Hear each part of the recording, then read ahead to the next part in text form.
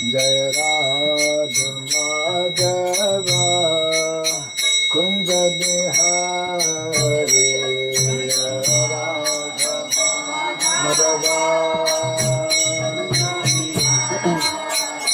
जय राधा माधव कुंज बिहारी राधा माधव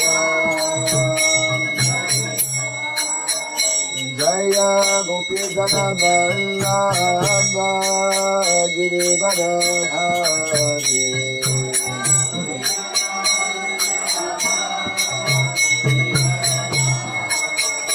जय गोपी जन वल्लभ गिरिवरधारी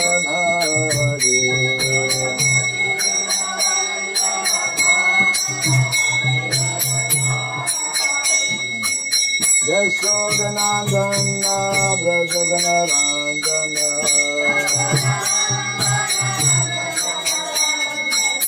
यशोदनंदन व्रजगणरंजन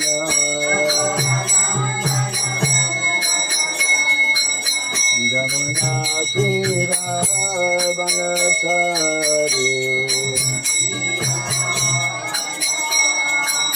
जमुना तीरवनचारी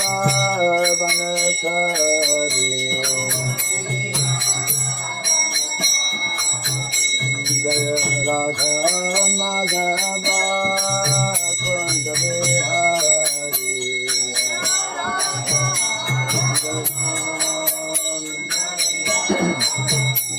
जय राधा माधव कुंज बिहारी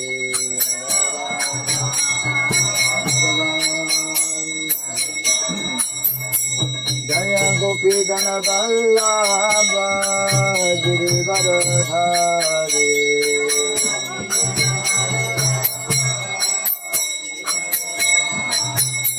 जय गोपी गण वल्लभ गिरिवरधारी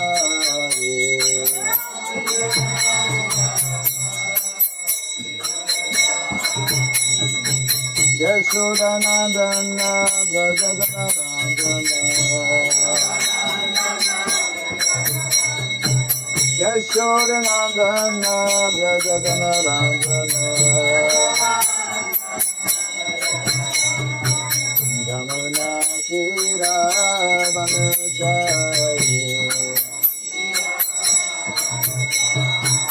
जमुना तीरवनचारी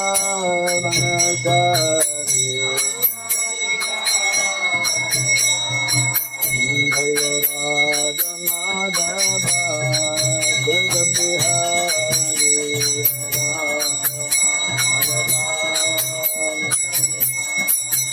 जय Radha Madhav Kunj Bihari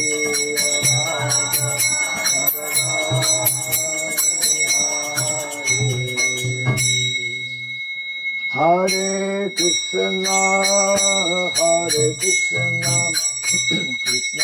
Krishna Hare Hare Hare Ram Ram Ram Hare Hare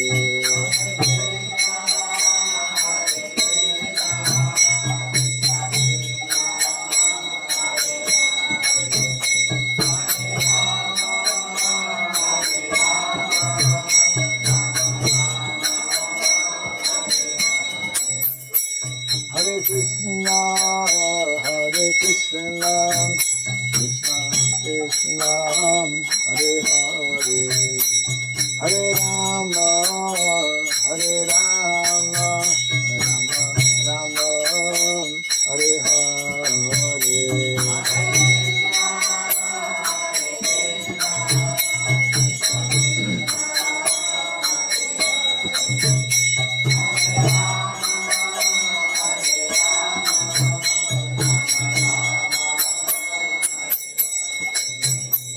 Hare Krishna, Krishna Krishna, Hare Hare, Hare Rama, Rama Rama, Hare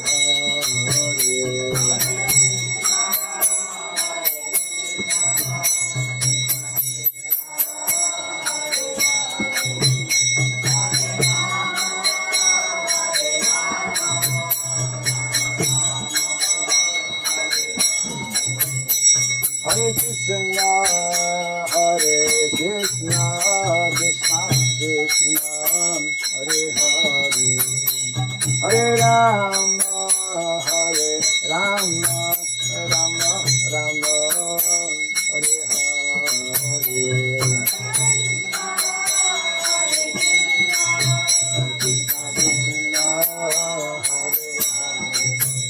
Hare Rama, Hare Rama,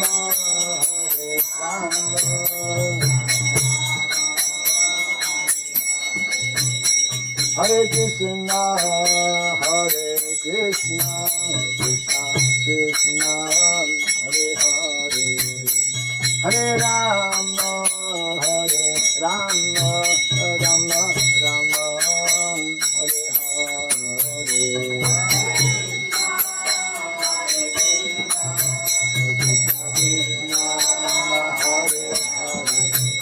Hare Rama,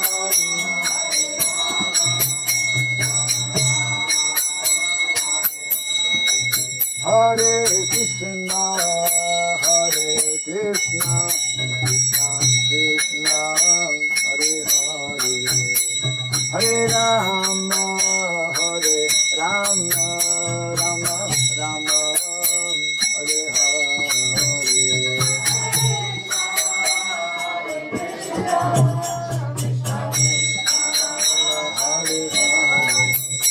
Hare Rama, Hare Rama,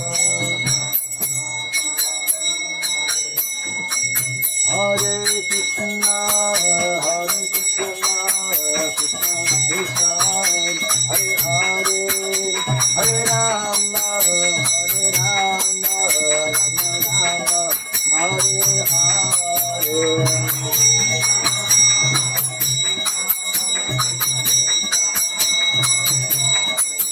Hare Rama,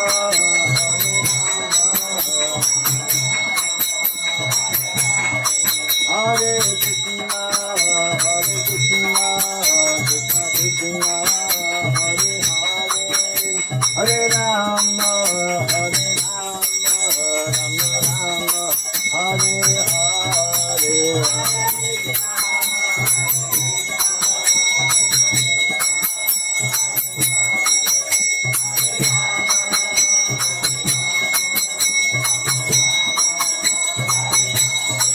Hare Krishna, Hare Krishna, Krishna Krishna, Hare Hare, Hare Rama, Hare Rama, Rama Rama, Hare Hare.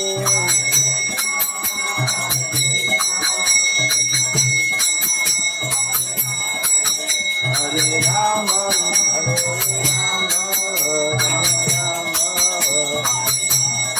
Jaya Radha, Madhava Radha, Madhava Radhe.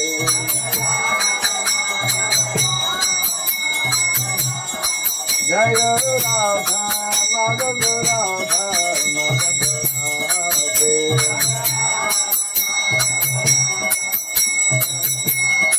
Jaya Radha, Bhagavad Hare Radha, Bhagavad Hare Radhe.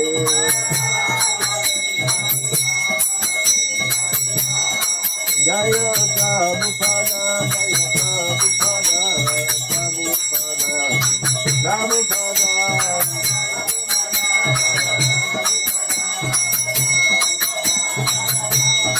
Prabhupada, Prabhupada,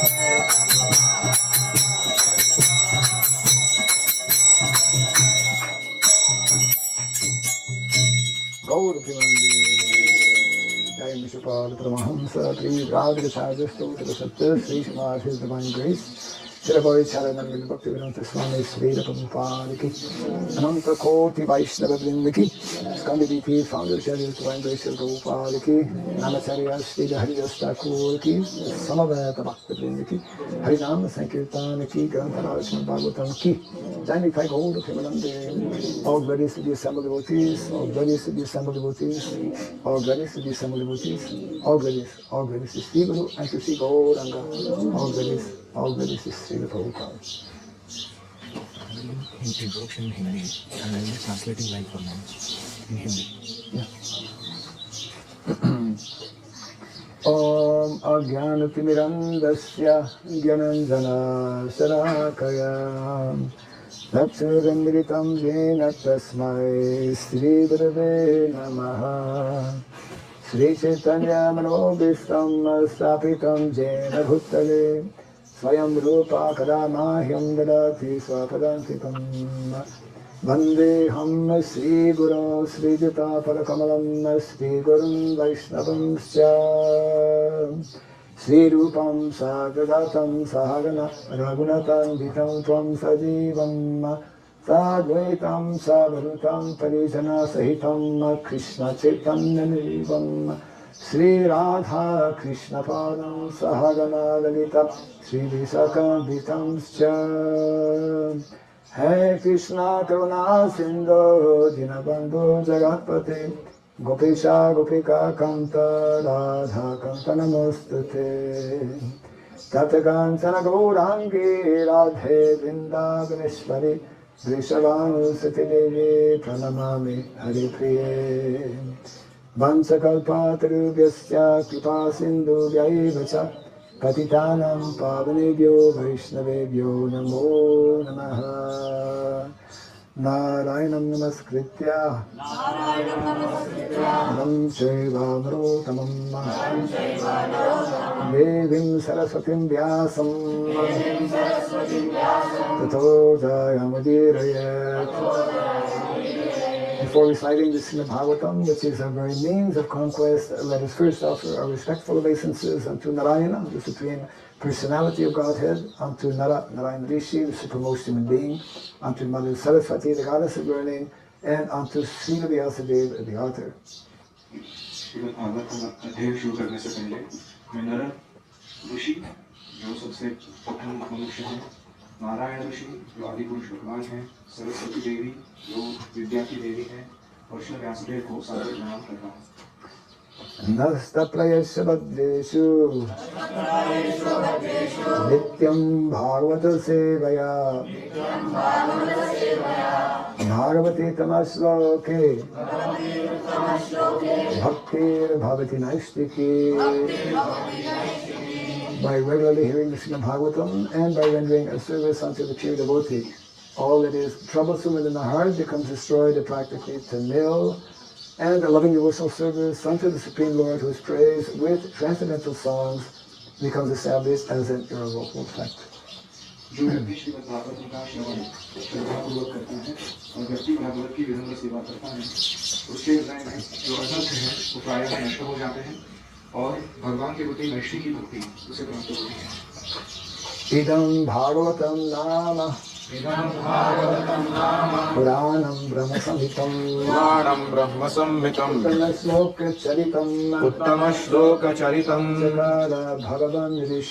Chakara Bhagavan Rishi Nishreyasaya Lokasya Dhanyam Swastyayanam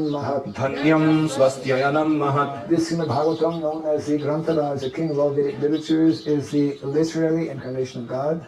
It is compiled by the incarnation of God as Srila Vyasadeva. It is meant for the ultimate good of all people. It is all successful, all blissful, and all perfect. Shrimad Bhagavatam यह पुराणों में श्रेष्ठ भगवान का साहित्य अवतार है। इसे भगवान के साहित्यिक अवतार श्रील व्यासदेव ने लिखा हुआ है और यह अत्यंत पुण्य शुभता प्रदान करने वाला और महान ग्रंथ है। Shri Krishna Chaitanya Shri Krishna Chaitanya प्रभु नित्यानंद प्रभु नित्यानंद श्री अद्वैत गदाधर श्री अद्वैत गदाधर श्रीवासदि गौर भक्तवृंद श्रीवासादि गौर भक्त वृंद हरे कृष्णा हरे कृष्णा कृष्ण कृष्णा कृष्णा हरे हरे कृष्णा कृष्णा हरे हरे हरे राम राम राम हरे हरे ओम नमो भगवते वासुदेवाय ओम नमो भगवते वासुदेवाय ओम नमो भगवते वासुदेवाय ओम नमो भगवते वासुदेवाय ओम नमो भगवते वासुदेवाय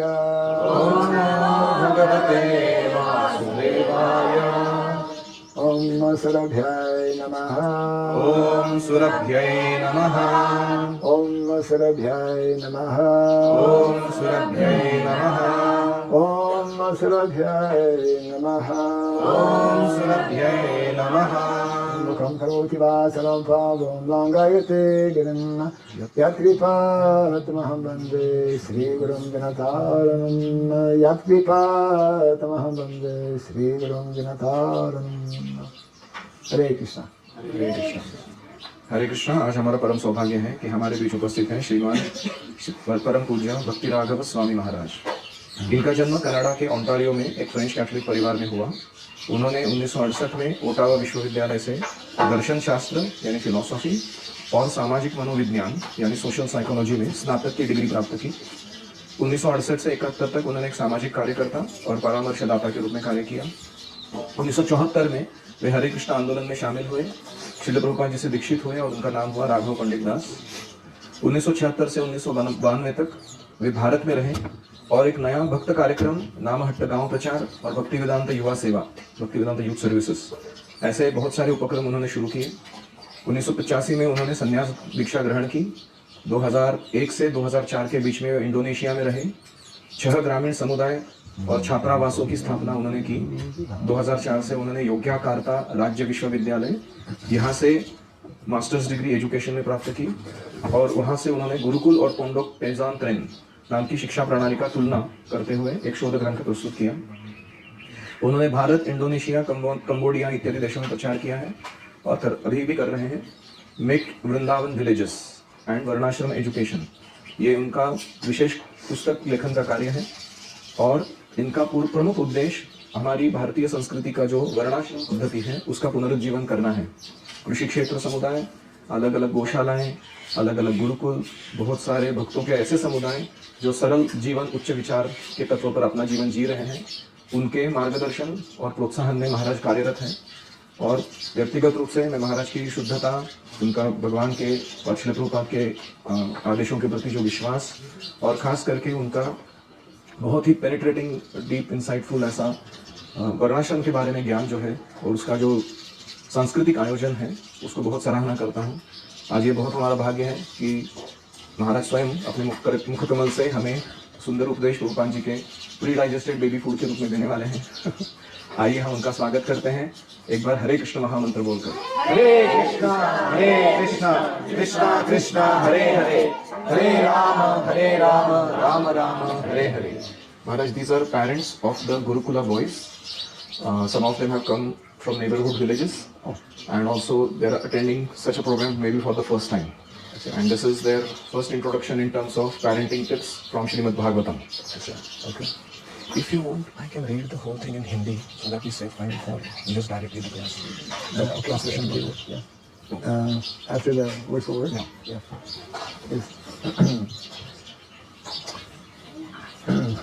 So we'd like to welcome everyone for this morning program, especially parents of some of the beautiful boys. मैं आप सबका स्वागत करता हूँ इस सुप्रभात कार्यक्रम में, खास करके सभी अभिभावकों का। This morning we're reading a very important verse, very often quoted by our founder Acharya Srila Prabhupada. आज हम पढ़ रहे हैं श्रीमद् भागवतम से, जो हमारे संस्थापक आचार्य श्रील प्रभुपाद के द्वारा टीका दिया गया है। Srimad Bhagavatam is full of very wonderful and very essential instructions, often given by not only rishis but by Raja rishis like King Rishabhadev. Shrimad Bhagavatam में ऋषियों के ही नहीं राजर्षियों के भी उपदेश या आदेश समाविष्ट किए गए हैं जैसे परीक्षित महाराज इत्यादि. And our verse this morning is from the fifth canto, the Srimad Bhagavatam, chapter 5, entitled Lord Rishabhadev's Teachings, text number 19. आज हम एक राजर्षि ऋषभदेव के द्वारा दिए गए श्रीमद् भागवत के पंचम स्कंद 5वें अध्याय का 18वां श्लोक देख रहे हैं. And the kitchen yajna continues in the back. Kitchen यज्ञ थोड़ा साइलेंटली करिए. Yeah. You have to be simultaneously attentive in hearing and attentive in cutting so that you cut the right thing. आपको ध्यान से सुनना भी चाहिए और ध्यान से कट भी करना चाहिए. Let you fingers. Okay. Idam shariram mama durvibhavyam. I'm sorry. This is 18. Correct.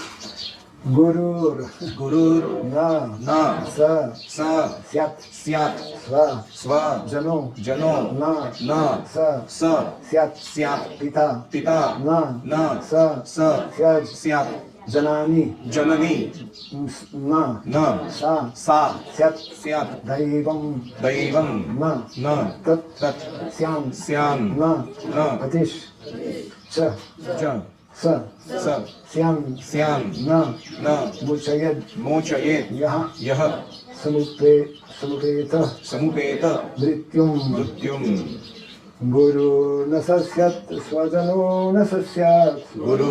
syat sva jano na sa syat pita na sa syat janani na sa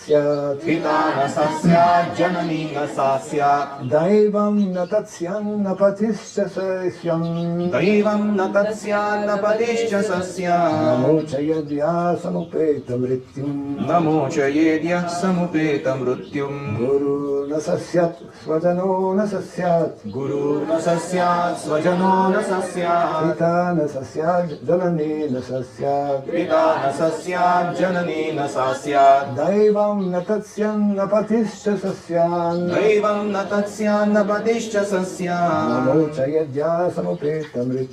namo chayadya samupeta mrityum guru na sasyat swajano na sasyat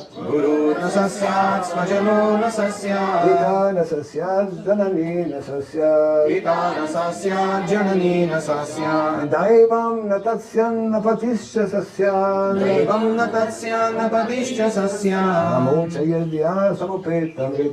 namo chayadya samupeta mrityum. One or two. कोई गाना चाहेंगे? Guru na sasyat swajano na sasyat pita na sasyat janani na sasyat daivam na tatsyan na patischa sasyam NaMo चयेद्य समुपेत मृत्युम. Guruhu, a spiritual master. आध्यात्मिक गुरु, spiritual master. Na, not, नहीं, no. saha, he, syat, should become, swajanaha, a relative, na, not. saha, such a person, syat, should become, pita, a father, not, saha, he, syat, should become, janani, a mother, not. sa, she, syat, should become, daivam, the worshipable deity, na, not, tat, that, syat, should become, na, not, patihi, Patihi, a husband, cha, also, saha, he, syat, should become, na, not, mochayet, can deliver, yaha, who, samupeta mrityum, one who is on the path of repeated birth and death. one who is on the path of repeated birth and death. Maybe this the translation I'll read in English and then you can take it from there in Hindi. Translation and purport by Divine Grace A.C. Bhaktivedanta Swami Srila Prabhupada ki Jai. one who cannot deliver his dependents from the path of repeated birth and death should never become a spiritual master, a father, a husband, a mother, or a worshipable demigod. भाषांतर इस प्रकार से है श्रील प्रभुपाद के द्वारा। इस श्लोक का अर्थ है कि जो व्यक्ति अपने आश्रितों को जन्म और मृत्यु के चक्र से मुक्त नहीं कर सकता, उसे गुरु, स्वजन, पिता, माता, देवता या पति नहीं बनना चाहिए। तात्पर्य श्रील प्रभुपाद इस श्लोक की व्याख्या में बताते हैं कि जो लोग गुरु, माता पिता, पति या अन्य किसी रूप में मार्गदर्शन करने की जिम्मेदारी लेते हैं, उन्हें स्वयं आध्यात्मिक ज्ञान में निपुण होना चाहिए। उनका मुख्य कर्तव्य है कि वे अपने आश्रितों को भौतिक बंधनों से मुक्त कर भगवान की भक्ति के मार्ग पर चलने के लिए प्रेरित करें। यदि वे ऐसा करने में असमर्थ हैं तो उन्हें ऐसी जिम्मेदारी नहीं लेनी चाहिए। प्रभुपाद कहते हैं कि मनुष्य जीवन का मुख्य उद्देश्य जन्म और मृत्यु के चक्र से मुक्ति पाना है, और जो मार्गदर्शक इस उद्देश्य को पूरा करने में सहायता नहीं कर सकते, वे अपने पद के योग्य नहीं हैं। अतः जो भी गुरु, माता पिता, पति या अन्य किसी रूप में मार्गदर्शक की भूमिका निभाते हैं, उन्हें यह सुनिश्चित करना चाहिए कि वे अपने आश्रितों को आध्यात्मिक मुक्ति के मार्ग पर ले जाने में सक्षम हो। Okay, that will be for some.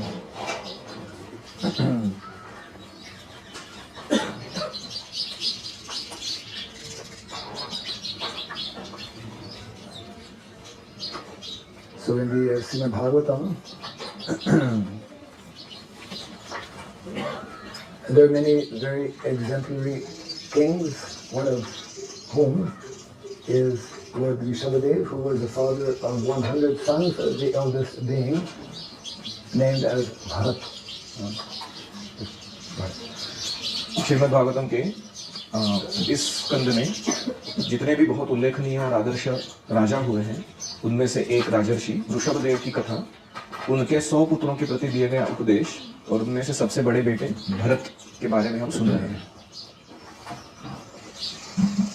In our Vedic culture, and not only are those designated as brahmanas are meant to give the spiritual instruction or guidance, but actually anyone who has dependence, as mentioned here, must also cultivate transcendental knowledge. वैदिक सभ्यता में न केवल ब्राह्मणों को उपदेश देने का अधिकार है या मार्गदर्शक बनने का अधिकार है, परंतु सभी उन लोगों को जो दूसरों को आश्रय दे रहे हैं, जैसे कि राजा, पिता, माता इत्यादि, इन सबको भी यह अधिकार दिया गया है। We learn from our Vedic literatures how to obtain this human form of life is possible after a very, very long evolutionary process. मनुष्य जन्म प्राप्त करने की सुविधा करोड़ों जन्मों के बाद प्राप्त होती है। It is extremely, extremely rare to actually get or obtain a human form of life. बहुत दुर्लभ है मनुष्य देह मिलना। Out of 8,400,000 species, only a small percentage are within the category of human species. 84 lakh योनियों में से बहुत ही कम प्रतिशत योनि जो है वो मनुष्य योनि घोषित की गई है। And the main feature, the main activity in all of the different species below the human species is focused on activities of sense gratification. मनुष्य देह को छोड़कर बाकी सारी जो योनियां हैं, उनमें ज्यादातर विशेषता जो है और विशेष कार्य जो है वो इंद्रिय तृप्ति के ही होते रहते हैं। Our rishis in our Vedic literatures explain that there are 4 main activities which are especially more noticeable in the animal species, the tendency of eating, sleeping, mating and defending, that level of consciousness. मनुष्य इतर योनियों में, खास करके पशु जीवन में हम देख सकते हैं कि ज्यादातर कार्य जो है वो आहार, निद्रा, भय और मैथुन, इनके इर्द गिर्द घूमते रहते हैं। Animals and such lower species of life, their consciousness remains on this very low level, which is what is called bodily identification. They cannot go beyond. पशु योनियों में जो जन्म है उसमें इन 4 कार्यों को, जो ज्यादातर शारीरिक स्तर के ही कार्य हैं, इस पर ही वो करते रहते हैं। उनकी चेतना इससे ऊपर उठती नहीं। Nate vidu svarthagatim hi Vishnu. In the Bhagavatam, there is one nice instruction whereby even though one attains a human form of life, it is rare, even more rare, for someone having attained finally a human form of life to be introduced to transcendental knowledge. ऐसा दुर्लभ मानव देह जिन्हें प्राप्त हुआ है, उनमें भी वो लोग जो ये जानते हैं कि मेरी परम स्वार्थ गति विष्णु को प्राप्त करने में है, ऐसे मनुष्य बहुत दुर्मिल है। And even though one may begin to realize that he is different from this body, the beginning of self-realization is aham brahmasmi, I am spirit in nature. To realize the perfectional stage of self-realization is even more rare. और उन मनुष्यों में से जो मैं ब्रह्म हूँ, यानी मैं अध्यात्म वस्तु हूँ, ये जानते हैं, ऐसे मनुष्य बहुत दुर्मिल है जो जानते हैं कि मैं भगवान का दास हूँ और विष्णु के पास जाना है। Bahunam janmanam jnanabamam tathajati vasudeva sadamiti samahatman sadolabha. After many lifetimes, one who comes to understand Vasudeva, Krishna, as the Supreme Personality of God, as such, the person is very rare. बहुत जन्मों के बाद भी ऐसा व्यक्ति जो ये जान पाए कि वासुदेवः सर्वमिति, भगवान कृष्ण पूर्ण पुरुषोत्तम भगवान है, ऐसा व्यक्ति बहुत दुर्लभ है। So this was, as we are seeing in this particular verse, this specific instruction given by King Rishabhadev, this was especially the duty and responsibility of natural leaders in society. आज हम ऋषभदेव के ही कुछ महत्वपूर्ण उपदेश देख रहे हैं जो समाज के स्वाभाविक नेता हैं उनके कर्तव्य के बारे में बताती हैं। The Brahmanas are natural leaders in society. ब्राह्मण स्वाभाविकतः समाज के नेता हैं। Kings are also natural leaders in society. राजा समाज का स्वाभाविक नेता है। And mothers and fathers are the natural leaders for their family. माता और पिता जो होते हैं वो अपने परिवारजनों के लिए एक स्वाभाविक रूप से नेता है। So Vedic culture very clearly explains how the primary, if not the only purpose, once having attained this human form of life, is to become freed and liberated from this otherwise unending cycle of repeated birth and death. Bhagavatam स्पष्ट रूप से बताता है कि मनुष्य देह प्राप्त करने का अर्थ है कि इस जन्म मृत्यु के संसार रूपी चक्र से बाहर निकल जाना, अन्यथा मनुष्य देह का दूसरा कोई उद्देश्य नहीं है। Every time we take birth, it is by the laws of nature guaranteed that we must one day leave this body. Taking birth means, in the material world, one day having to die. भौतिक जन्म में, जगत में जन्म लेने का अर्थ ही है कि एक दिन मृत्यु जरूर आएगी प्रकृति के नियमों के अनुसार। And in between birth and death, there is old age and disease. और इस जन्म और मृत्यु के बीच में दो और चीजें आती हैं, वो है बीमारी और बुढ़ापा। Means this material world is certified by Lord Krishna as being dukkhalayam shastratam, a place of misery and suffering. इसका मतलब है कि कृष्ण भगवान ने इस भौतिक जगत को प्रमाण पत्र दिया हुआ है कि यह दुख का आलय है और सब कुछ अशाश्वत है यहाँ का। But no one likes to suffer. Everyone actually is hankering for and endeavoring, working very hard to be happy. लेकिन किसी को दुख नहीं चाहिए, हर व्यक्ति सुख की प्राप्ति के लिए बहुत प्रयास कर रहा है। But we are actually unable in this material world to actually obtain or experience the type of happiness that we actually are longing for.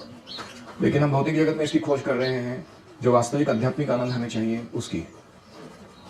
Most people in the material world, they experience what is called chapala sukha, flickering happiness, temporary.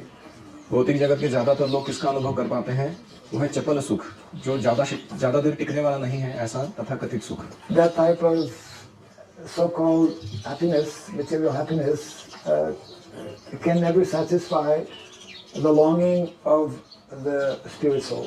ये ऐसा भौतिक सुख आत्मा की जो आस है आध्यात्मिक आनंद की उसे कभी पूरा नहीं कर सकता। That type of happiness which we are all of us hankering for is only possible on the spiritual or transcendental platform. जो आशा आत्मा को है सुख की आनंद की वो केवल आध्यात्मिक स्तर पर ही पूरी हो सकती है। Krishna, he is described as Ishvara Parama Krishna Satchit Ananda Vigraha Anadi Radir Govinda Sarva Karana Karanam. He is that eternal living entity who is full of knowledge and full of ananda, bliss. ब्रह्म संहिता में कृष्ण भगवान के बारे में वर्णन है कि वे सच्चित आनंद विग्रह यानी शाश्वत ज्ञानमय और संपूर्ण आनंद के भंडार हैं। And the living entity, the jiva, being created by the Supreme Lord, Navaya Vangsho, Jiva Loke, Jiva Bhuta Sanatana, we are also the eternal parts and parcels of Krishna, also having the qualities of Satchit Ananda Vigraha. और क्योंकि जीवात्मा जो है वो कृष्ण का अंश है, सनातन अंश, इसीलिए कृष्ण के ही सच्चिदानंद गुण अंश मात्र में जीव में भी पाए जाते हैं। And it is only in this human form of life that we have that rare opportunity to reawaken that original consciousness. और इस मनुष्य जन्म में ही केवल यह सुविधा प्राप्त है कि यह मूल चेतना हम पुनः प्राप्त कर सकें। Yes. Human beings are also in philosophy. If anyone studies philosophy, one of the definitions that is given is that man is also an animal, but he is a rational, meant to be a rational animal. तत्वज्ञान के क्षेत्र में जिन्होंने पढ़ाई की है वो जानते हैं कि लोग वहाँ व्याख्या देते हैं कि man is a rational animal. वो पशु तो है लेकिन बुद्धिमान ही से काम लेने वाला पशु है। Like animals, we also have the tendency and the qualities in terms of eating, sleeping, and making. पशुओं की प्रवृत्तियां जो है आहार, निद्रा, भय और मैथुन करने की, ये हम में भी है मनुष्य में। But very different than lower species, we have that ability to develop higher consciousness so that we can regulate, and come to the point of actually no longer having this need for material sense gratification. निम्न योनियों में जो सुविधा नहीं उपलब्ध है वह दो सुविधाएं हमारे पास है। एक है आत्मसंयम रख पाना, जीवन को नियमित कर पाना, और जन्म मृत्यु के चक्र से बाहर छूट जाना। Actually, we cannot avoid the sense gratification. हम इंद्रिय तृप्ति टाल नहीं सकते हैं। Either we are engaged in material sense gratification or in spiritual sense gratification. या तो हम भौतिक इंद्रिय तृप्ति करते रहते हैं या फिर हम आध्यात्मिक इंद्रियों की तृप्ति करते हैं। Means we cannot do without happiness. We cannot do without desire. हम आनंद के बिना रह ही नहीं सकते हैं और इच्छा किए बिना रह नहीं सकते हैं। When we are devoid of transcendental knowledge, transcendental activities, then we are forced by nature to engage in material activities and material activities of sense gratification. अगर हम आध्यात्मिक ज्ञान और आध्यात्मिक कार्यों में भाग लेने से मुकर जाते हैं तो फिर प्रकृति उनके नियमों के अनुसार हमें भौतिक कार्य या भौतिक ज्ञान में फंसा देती है। This type of training and understanding in our Vedic culture was especially given to children who entered the traditional Vedic system of Gurukula. इस प्रकार का ज्ञान हमारे वैदिक सभ्यता में बचपन से ही माता पिता बच्चों को देते थे और खास करके उन्हें गुरुकुल की प्रशिक्षण प्रणाली में भाग देते थे। India especially has always been the land of dharma. Bharat धर्म की भूमि है हमेशा। And not that long ago, before the advent of modernization, which began about 200 years ago, there used to be thousands, hundreds and thousands of gurukulas all over India. और 200 साल पहले जब तक आधुनिकीकरण या विकास के कार्य नहीं चल रहे थे, भौतिक विकास के, तो 200 साल पहले भारत में हजारों लाखों गुरुकुल अस्तित्व में थे। So our founder Acharya, His Divine Grace of Prabhupada, in wanting to actually give proper knowledge, proper understanding and opportunity, very much wanted that we revive and introduce in as many places as possible, in as many villages as possible, this long-standing traditional system of Vedic education that we call Gurukula.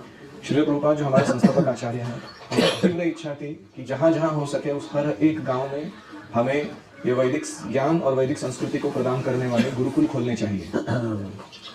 These are, as we were seeing here, instructions given by such qualified personalities as King Rishabhadev, who was fully understanding and knowing the principles of dharma. अत्यंत गुणवान राजा ऋषभदेव के यहाँ हम उपदेश देख रहे हैं जो वे दे रहे हैं अपने बच्चों को। And therefore he is instructing his sons by explaining that one should never assume or take up a responsibility, a leadership responsibility, either as a guru, as a public leader, as a parent, father or mother, unless one can actually give this transcendental knowledge so that one can be liberated from the material entanglement. Rishabhdev यहाँ अपने बेटों को समझा रहे हैं कि तुम्हें राजा, सामाजिक नेता, माता या पिता बनने का अधिकार नहीं है अगर तुम्हारे ऊपर आश्रित जनों को तुम मुक्ति के मार्ग पर, भगवत धाम जाने के मार्ग पर प्रशस्त नहीं कर सकते। Most of our boys who actually attend Gurukul, it is natural. Most of the boys will one day also become householders, gihastas. यहाँ गुरुकुल जो बालक अटेंड कर रहे हैं गुरुकुल शिक्षा, आगे चल के बहुत सारे उनमें से भी माता पिता बनेंगे।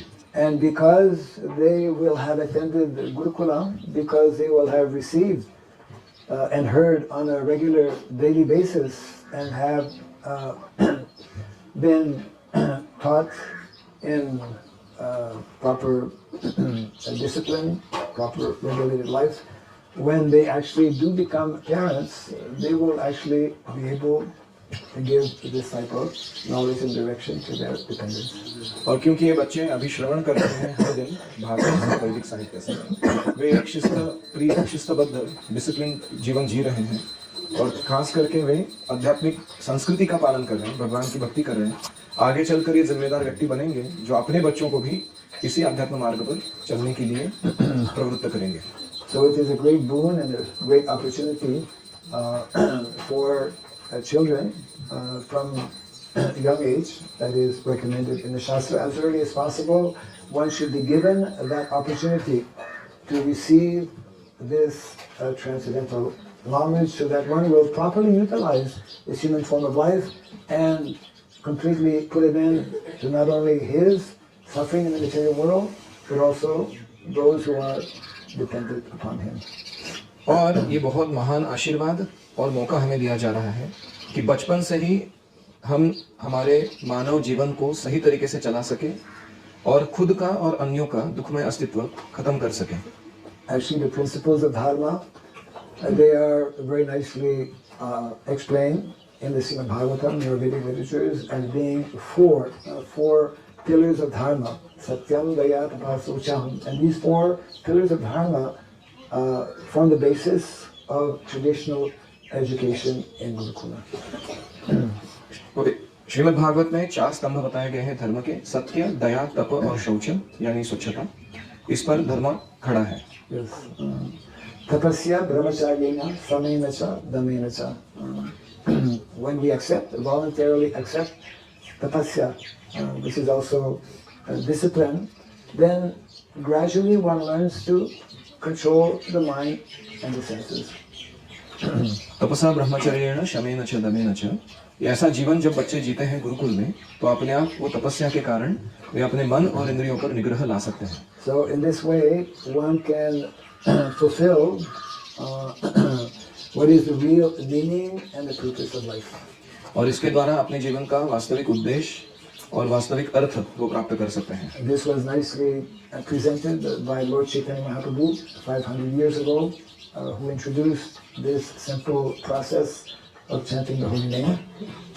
500 वर्ष पूर्व श्री चैतन्य महाप्रभु ने यह पद्धति और भी सरल करके हमें प्रदान की हरिनाम संकीर्तन के माध्यम से। Bhagavata Bhumite Bhaya Manusya Janamajara Janma Sartak Koli Kola Pala Upakara. Especially those who are born in the land of India, Bharatvarsha, they should make their life successful by taking up personally a spiritual life, and also they should engage in Para Upakar, endeavoring to bring this knowledge, give an opportunity to as many people as possible to also make their life successful.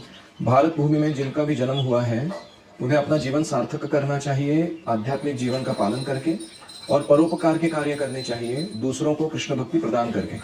And if we do this, then we ourselves individually and others to whom we also present and offer this knowledge and this process, we can learn, even we are still in this material world, we can begin to experience the transcendental happiness that is experienced in the spiritual world. जैसे ही इस भौतिक जगत में हम आध्यात्मिक ज्ञान अर्जन करने लगते हैं आध्यात्मिक कार्यों में भाग लेने लगते हैं वैसे वैसे हमारा भौतिक जगत में रहते हुए ही जो अस्तित्व है वो आध्यात्मिक अस्तित्व में परिवर्तित हो सकता है. यह इसका बल है. Yes, our real home actually is not here in the material world. Our real home is in what we call the world of Vaikuntha. Vaikuntha, that place where there is no anxiety, no suffering. हमारा वास्तविक घर जो है वो यह भौतिक जगत नहीं है वो है वैकुंठ जहाँ कोई दुख या चिंता नहीं. So we can begin to learn and to experience the world of Vaikuntha even within this material world when we cultivate this knowledge, especially the knowledge of bhakti or devotional service to Krishna.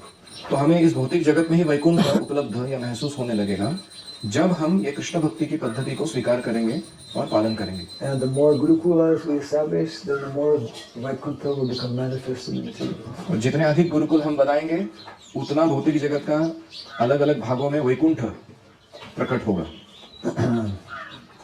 So this is one of the most important instructions given by King Rishabhadev, and this was taken up especially by his eldest son Bharat, who became Bharat Maharaj, and as Prabhupada also explains, in this way India is also known as Bharatvarsha, in following actually the instructions of Bharat Maharaj and his father King Rishabhadev.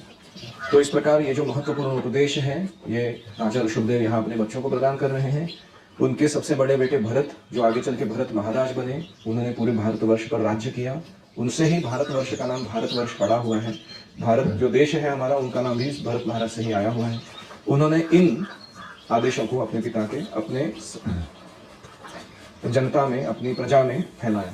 Yes, and in this way the Srimad Bhagavatam, which is the most important literature for us, it is actually giving us the cream of all Vedic knowledge simply by hearing every day even one verse or a few verses, a few instructions from the Srimad Bhagavatam. This can help us in gradually purifying our life and attaining the perfection of life, becoming completely freed from the material entanglement and becoming qualified to go back home, back to Godhead. Shrimad Bhagavatam एक महान ग्रंथ है. हमें हर दिन इससे पढ़ना और श्रवण करना चाहिए और इसके द्वारा अपने जीवन को शुद्ध बना लेना चाहिए. साथ में जीवन की परमोच्च सिद्धि जो है भौतिक जगत के बंधनों से छुटकारा और भगवत धाम की प्राप्ति, इससे भी हमें प्राप्त करना चाहिए. So those who are members or those who are students in our Gurukula are the most fortunate, and those who are parents of those students in the Gurukula are also the most fortunate. जो गुरुकुल में छात्र बने हैं वे बड़े भाग्यशाली हैं और उतने ही भाग्यशाली हैं उनके माता पिता. Jai Granthara Srimad Bhagavatam ki Jai Sri Prabhupada ki Jai. If there's any comments or questions? किसी का कोई प्रश्न है या टिप्पणी है तो बोलिए.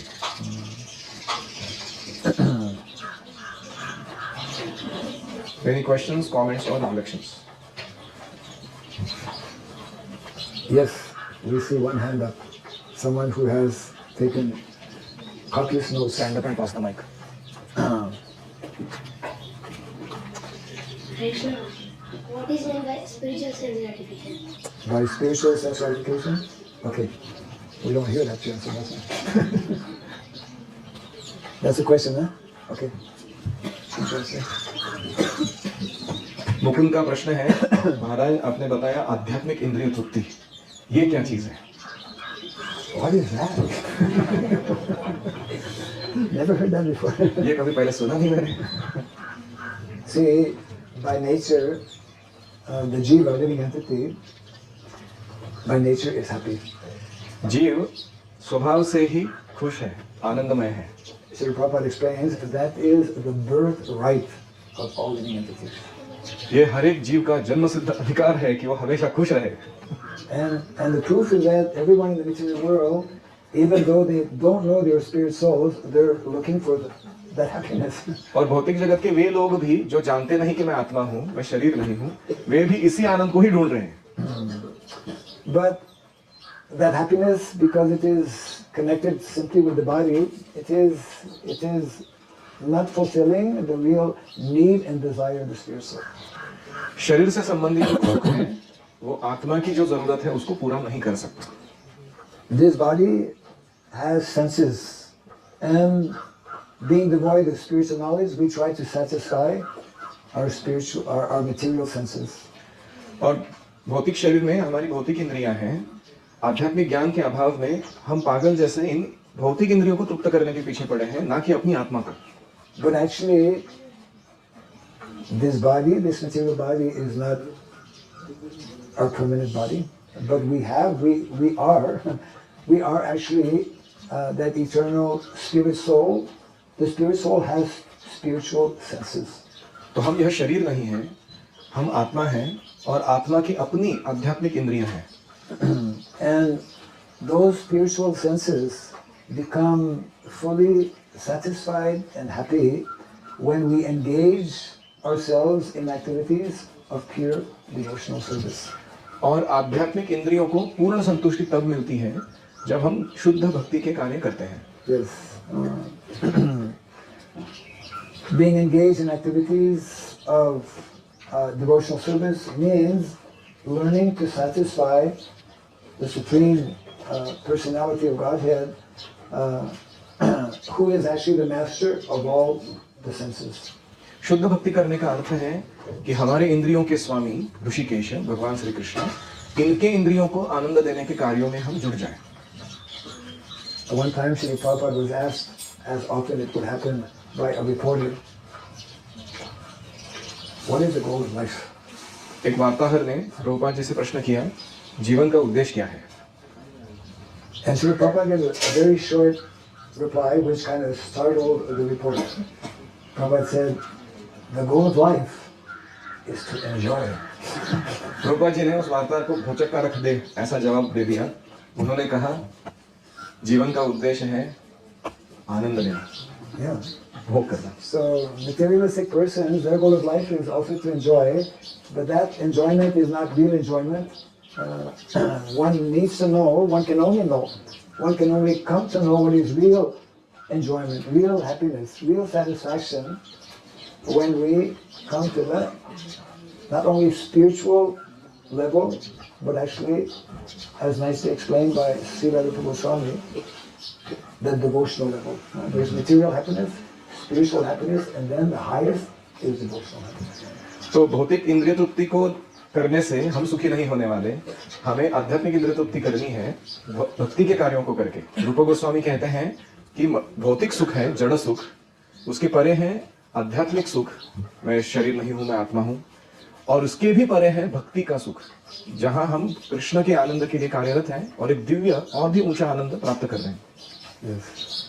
So that is the very wonderful science that is in great detail presented in this most important literature called Bhakti Rasa Amrita Sindhu. ये एक अद्भुत विज्ञान है जिसको भक्ति रसामृत सिंधु नामक ग्रंथ में बहुत विशेष रूप से वर्णन किया गया है। When we learn to satisfy Krishna, when we learn to satisfy Krishna's senses, then automatically we become satisfied. जब हम कृष्ण को उनके इंद्रियों को आनंद देने के कार्य में जुड़ जाते हैं, हम अपने आप अत्यंत अधिक आध्यात्मिक आनंद प्राप्त करने लगते हैं। So spiritual sense gratification means learning to serve and to satisfy and to please Krishna. Automatically, spontaneously, we also will become fully satisfied. तो आध्यात्मिक इंद्रिय तृप्ति का मतलब है कि कृष्ण के इंद्रियों को आनंद देने की प्रक्रियाओं में जुड़ जाओ, अपने आप आपके इंद्रियों को बहुत सारा आनंद प्राप्त होता रहेगा। So Prabhupada will give the simple two examples that are there in our Shastra. When we give food to the stomach, all the parts of the body become automatically. Prabhupada ji दो उदाहरण सरल उदाहरण लेते हैं शास्त्रों से। पहला, जब हम अपने पेट में अन्न डालते हैं तो बाकी सारी इंद्रियों को पोषण पहुंच जाता है। Or when we give water to the roots of the tree, then the trunk and the branches and everything becomes satisfied. और जब पेड़ की जड़ में पानी डालते हैं तो अपने आप फूल, पत्ते, टहनी, शाखाओं में वो पहुंच जाता है पोषण। Yes. So he takes a lot of notes. Yeah, he's taking notes. That's good. Very good. Okay? और कोई? Vasudev. Right. Vasudeva Sarvamiti Samahatma Sadeva. Yes. Krishna, you told that by establishing Gurukula, we can establish Vaikuntha in the material world. Yes. So can you take such steps? How to do that, no?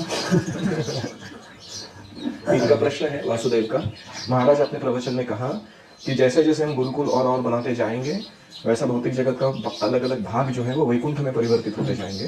तो ये करना कैसे है, ये बताइए। Yes. In the spiritual world that we call Vaikuntha, actually there's a special place in Vaikuntha that is called Goloka. Goloka Vrindavan, the planet of cows, where Krishna eternally performs his Nitya Lila. आध्यात्मिक जगत में बहुत सारे आध्यात्मिक ग्रह हैं, उनमें सर्वश्रेष्ठ ग्रह या बहुत विशेष ऐसा एक ग्रह है, उसका नाम है गोलोक वृंदावन। यहाँ पर भगवान श्री कृष्ण अपनी गैयों के साथ दिव्य लीला करते हैं।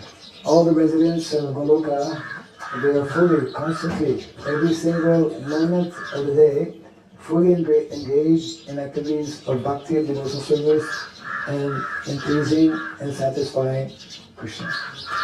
गोलोक में वास करने वाले जो गोलोकवासी हैं वे नित्य निरंतर भक्ति के कार्यों में लगे रहते हैं और कृष्ण की प्रेममयी सेवा करते हैं। So, wherever we have a temple, wherever we have devotees practicing Krishna consciousness, wherever we have a Gurukula, we are getting that same opportunity to actually, the more we engage our mind and our senses in devotional activities for pleasing Krishna, for satisfying Krishna, we are gradually creating that same atmosphere of Vaikuntha. जब हमें मंदिर में या गुरुकुल में रहने मिल रहा है तो अगर हम इस प्रक्रिया को पालन करते हैं कि कैसे कृष्ण के इंद्रियों को और आनंद दिया जाए जैसे ब्रजवासी कर रहे हैं, उतना ही अधिक जहां पर हम रह रहे हैं वो गुरुकुल वो वैकुंठ में परिवर्तित होने लगेगा। Yes. The pure devotee of the Lord, although he is in the material world, because of his very high exalted level of Krishna consciousness, he is situated on the level of Paramahamsa. Although living in the material world, he is actually fully experiencing the spiritual world. भगवान के जो विशुद्ध भक्त हैं, हालांकि भौतिक जगत में रह रहे हैं, उनका अस्तित्व जो है वो आध्यात्मिक जीवन या आध्यात्मिक जगत के जैसा ही अनुभव होता है उन्हें, क्योंकि वो सतत रूप से अपने सारे कार्यों को कृष्ण की सेवा में लगा रहे हैं। So every single day we are given that opportunity to practice through our different devotional activities of the day, beginning from early morning until evening. So many different activities are there. When we perform them in that consciousness, in that purified consciousness, then it means that we are actually developing that Vaikuntha consciousness. और गुरुकुल में रहते समय हमारा शुरू से मतलब सुबह जल्दी उठने से लेकर रात को जो सारा समय है, सारी गतिविधियां जो है ये ऐसे आयोजित की गई है कि एक अभ्यास है हमारे लिए, कैसे हमारी चेतना को कृष्ण से जोड़े, कैसे हमारे हर कार्य को कृष्ण की सेवा में करें। ये अभ्यास हम जितना अच्छा करते जाएंगे उतना ही हम शुद्ध बनते जाएंगे और हमें वही अनुभव आएगा जो एक शुद्ध भक्त को भौतिक जगत में रहते हुए आता है आध्यात्मिक जीवन का। Not only we can make or should make our place like Gurukula or temple, but every home, parents and families in every home can also create that same mood, mentality and atmosphere for Vaikuntha. ना केवल मंदिरों में, ना केवल गुरुकुलों में, यहाँ जो पालक आए हैं उनको अपने घरों में भी ऐसा ही वृंदावन जैसा वातावरण बना लेना चाहिए। Yes. So in this way, before even going back to Goloka Vrindavan, we can learn to be living in Vrindavan here and now. और इसीलिए वृंदावन जाने से पहले आध्यात्मिक जगत वाले हम यहाँ रहते हुए ही वृंदावन अनुभव करते और उसके जीवन शैली को अपनाते रहें, तो यहीं पर हमें वृंदावन का अनुभव मिलेगा। जय वृंदावन धाम की जय। यस, और कोई?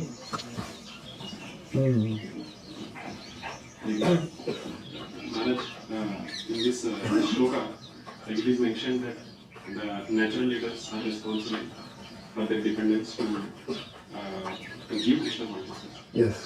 Now, how much are the leaders responsible after giving that they will really make it up in this very life to either perfect their life? Because one thing is that just giving, and second thing is how much they will be able to take that opportunity. Those who are receiving. Receiving. Okay. And also from the receiver's end, when is that time that he has to, I mean, this my leader has done his job, now it is my job. When both the things. इस श्लोक में बताया गया था कि हमें नेता नहीं बनना चाहिए किसी के लिए, जिनको हम आश्रय देने वाले हैं उनको अगर हम भगवत धाम नहीं भेजते हैं तो एक है कि माता पिता या कोई राजा अपने आश्रितों को कृष्ण भावना प्रदान करते हैं सही तरीके से, लेकिन अभी वो जो व्यक्ति प्राप्त किए हैं कृष्ण भावना को, वो उसको ठीक से पालन करे नहीं करे, वो परफेक्ट करे उसको इस जन्म में या नहीं करे, वो उनके हाथ में भी तो है। क्या उनके उस परफेक्शन को अगर न प्राप्त करने से इन आश्रय देने वालों को दोषी ठहराया जाएगा? ये इनका प्रश्न है।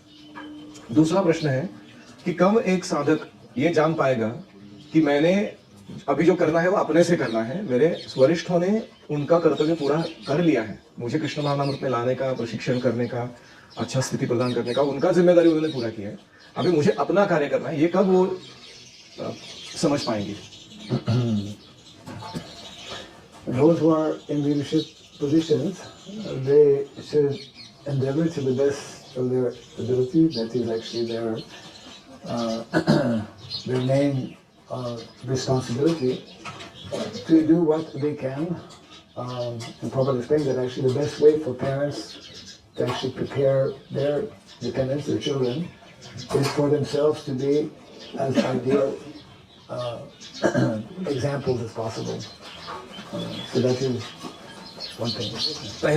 सबसे पहली चीज है कि हर एक पालक को या नेता को जो वो सही या उत्कृष्ट रूप से कर पा रहे हैं उसे और अच्छा करने का प्रयास हमेशा करते रहना चाहिए। एक आदर्श कृष्ण भावनामृत पालन कैसे किया जाता है उसका उदाहरण प्रस्तुत करना चाहिए। Yes. It means it is the responsibility of every individual, especially those in positions of leadership, to cultivate themselves that knowledge to the best of their ability and to demonstrate practically in their daily lives so that their dependents can actually become inspired and will want to follow their example. तो सर्वप्रथम जिम्मेदारी है नेताओं की, स्वाभाविक नेताओं की, cultivate and demonstrate, यानी स्वयं पालन करना अपने जीवन में कृष्ण भावना को, और दूसरा है उदाहरण प्रस्तुत करना दूसरों के लिए ताकि वो प्रेरित रहे। Now the second point is whether even after doing their utmost and their best in terms of being ideal in their practice, in their sadhana, the final outcome, because everyone is having minute independence, the final outcome is in the hands of each individual who receives this knowledge. And that is the responsibility of the individuals who are fortunate to receive this knowledge, and the end result,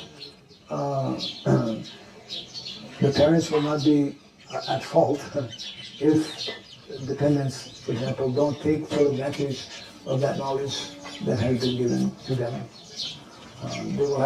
They will have performed their duty and responsibility as parents.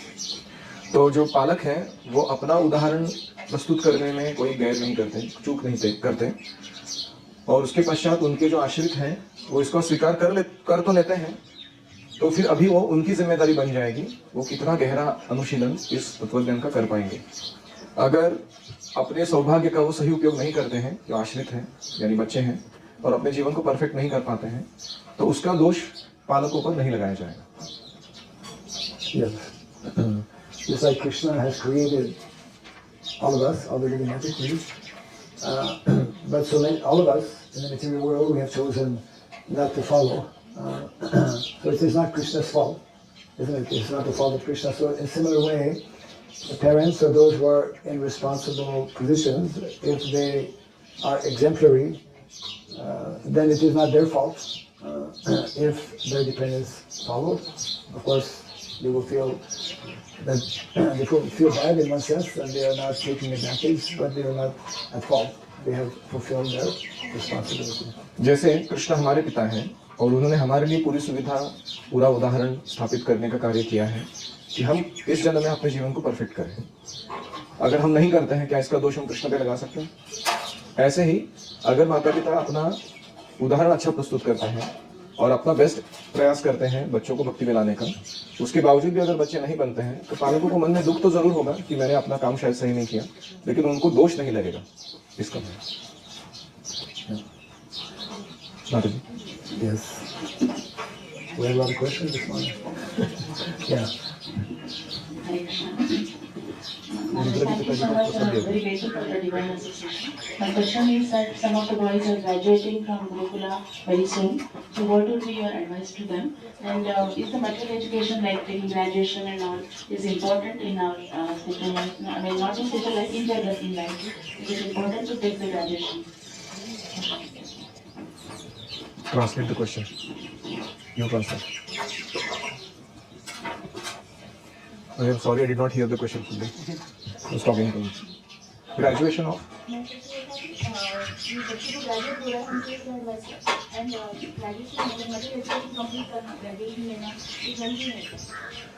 तो दो प्रश्न पूछ रहे हैं। जो graduate होने वाले हैं गुरुकुल से आगे जाके, इनके लिए आपके क्या आदेश उपदेश हैं? और दूसरा, ये ग्रेजुएशन जो मटेरियल एजुकेशन का दिया जा रहा है, ये क्या सही में जरूरी है क्या? So if I understand correctly,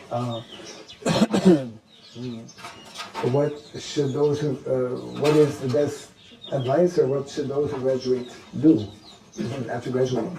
The first question is that, what should the graduates do after graduating? Yes.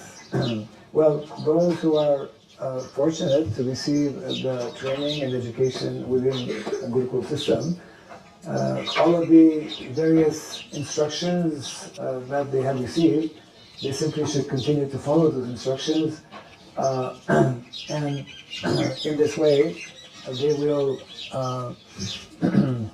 will have much better chances of succeeding in life. Yeah. तो सर्वप्रथम जो गुरुकुल से स्नातक होंगे, वो आगे चलकर अपने जीवन में जो आदेश उन्होंने गुरुकुल में प्राप्त किए हैं, वो निरंतर पालन करते रहें और अपने जीवन को परफेक्ट करने का प्रयास करें। Whatever practices, whatever training they have received, whatever activities they have learned, whatever knowledge they have cultivated, they should continue those practices. They should continue to cultivate knowledge, and in this way they will, even though they are graduating from Gurukul, they will carry with them the essence of what they have learned in Gurukul, and in this way they will continue to make advancement.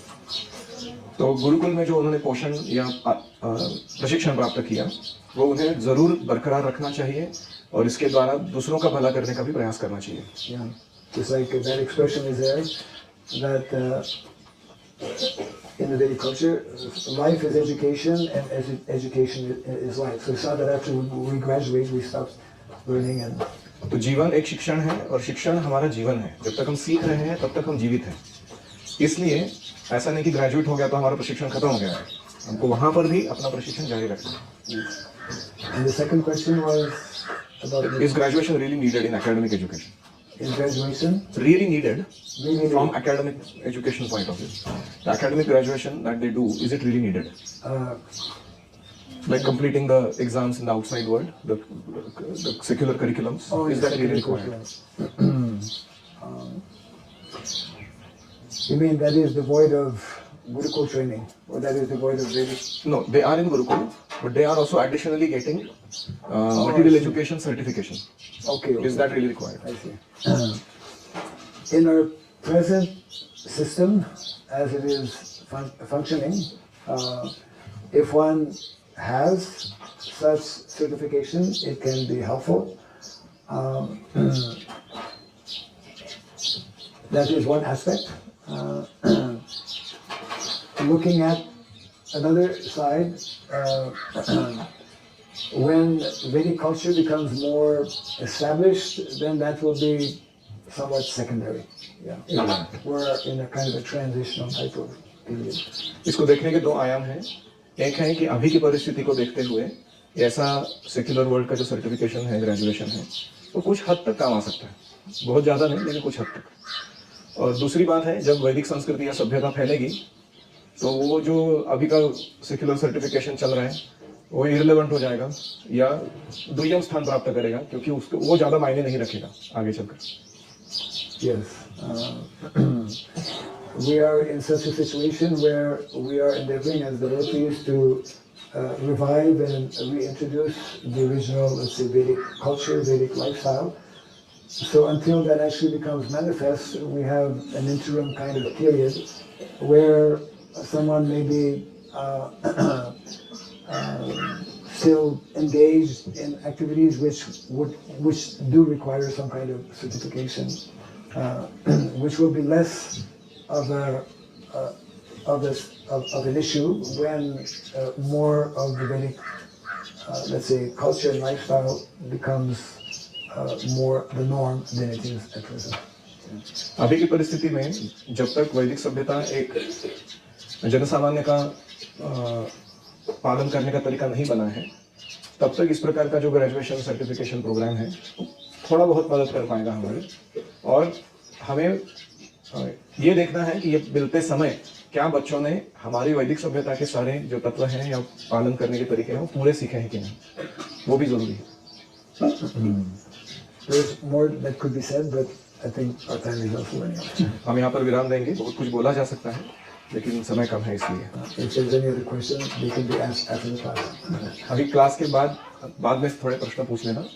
महाराज जी का वापस class होएगी, हम प्रश्नोत्तर रखेंगे। Yeah, since today is Sri Advaita Acharya's appearance and fasting, so at least I don't know.